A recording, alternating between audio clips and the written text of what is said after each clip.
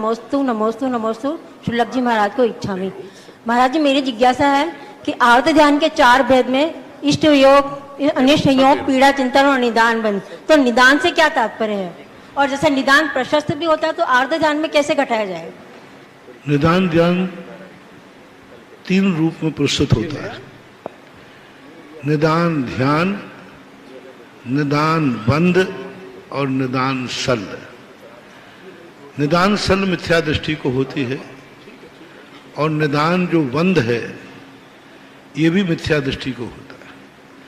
निदान सल, निदान बंद वो कहलाते हैं अपनी आवश्यकताओं के अलावा हमें अय्यासी करने के लिए जो धर्म करता है और धर्म के बदले अय्यासी चाहता है उसको बोलते हैं निदान।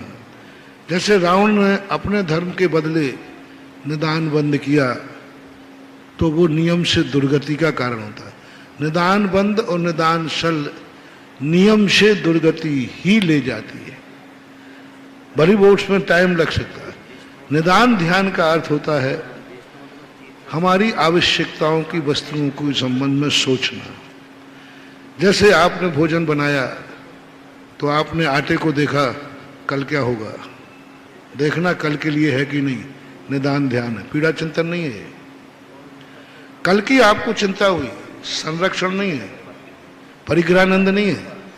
कल का जो आपने विकल्प किया उनका ठीक है, इतना आज कर लीजिए, इतना कल के लिए काम आ जाएगा। तो ये जो निदान ध्यान चलता है पंचम गुण स्थान तक। आप कपड़े पहनते, बोले ये कपड़ा रख दीजिए, कल काम आएगा। ये पैसा आया है, इस पैसे को रख दीजिए, एफडी बना दीजिए। एफडी क्या है? ये निदान ध्यान है। कोई भी वस्तु को जो आज उपयोगी नहीं है और कल के संबंध में जब भी तुम सोचते हो वो सब निदान ध्यान में आएगा। इसलिए पंचम गुण स्थान तक ये ध्यान चलता है। रौद्र ध्यान है नहीं, क्योंकि वो उसको आनंद नहीं मना रहा है। आर्त ध्यान इसलिए है कि कल की चिंता कर रहा है। आर्त पीड़ा को बोलते हैं और वो कल के लिए चिंता कर रहा है, कल के लिए सोच रहा है कि कल की व्यवस्था बनाना है, कल का ये कार्य करना है, ये चीज कल के लिए रख दीजिए, ये मकान बनाना है, कल के लिए इसको मकान को इतना अच्छा हो कि आगे इसकी कीमत हो जाए।